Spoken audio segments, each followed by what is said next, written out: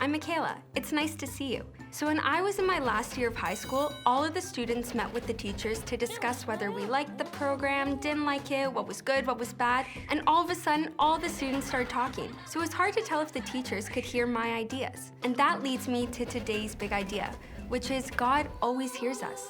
Sometimes it can be hard to tell if God hears us because we don't always get a vocal response. But God listens and responds to us in small ways. See, God has this plan that is so big and so much better than our own. So today we are diving back into the story of Moses. So Moses was born during a time where the Egyptians had enslaved the Israelites. And the Egyptian king did not want the Israelite population to grow any larger. So he created a rule that said that all Israelite baby boys had to be killed. So Moses' mother was really creative. She put him in a basket and hid him in the reeds by the river. But then the king's daughter found him and raised him as her own.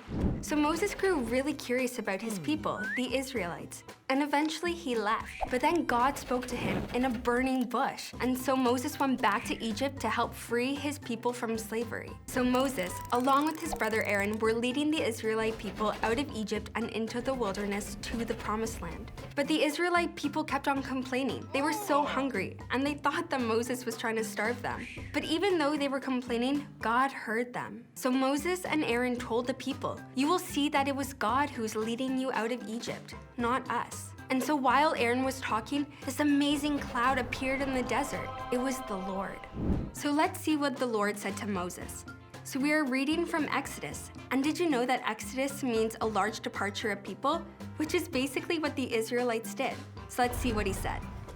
"I have heard the people of Israel talking about how unhappy they are. Tell them, when the sun goes down, you will eat meat. In the morning, you will be filled with bread. Then you will know that I am the Lord your God." That evening, quail came and covered the camp. In the morning, the ground around the camp was covered with dew. When the dew was gone, thin flakes appeared on the desert floor. They looked like frost on the ground. The people of Israel saw the flakes. They asked each other, "What's that?" They didn't know what it was.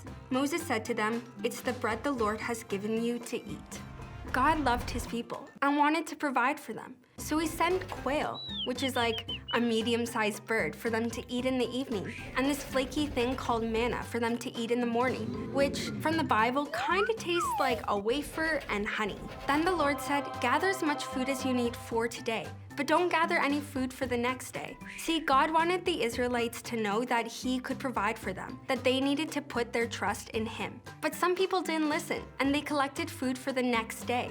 But when they woke up that morning, all of their food was rotten. Each day they gathered enough food for the day. But on the sixth day, they collected enough food for 2 days so that they could take 1 day off, which they called the Sabbath. Some people didn't collect enough food for 2 days. So on the seventh day, they didn't have any food. So they went out to try to find manna, but there was none there, just like God had said. They didn't learn. They needed to learn to trust God. The Israelites ate manna for 40 years until they got to the promised land. But we'll get to that later. So the Israelites were going wherever God was telling them to go. And eventually they ended up in a place called Rephidim. But there was no water. So the people kept on complaining, saying that Moses was trying to make them die of thirst. But God heard them. So Moses cried out to God for help. And the Lord answered. He told Moses to take his walking stick and hit it against a rock, and water would come out of it. And guess what? It did. Moses listened, and it showed the Israelites that when they listened to God, God would provide for them. Sometimes, like the Israelites, we can forget that God always hears us. The Israelites had to be reminded over and over again that God was listening to them. And that's pretty true for us.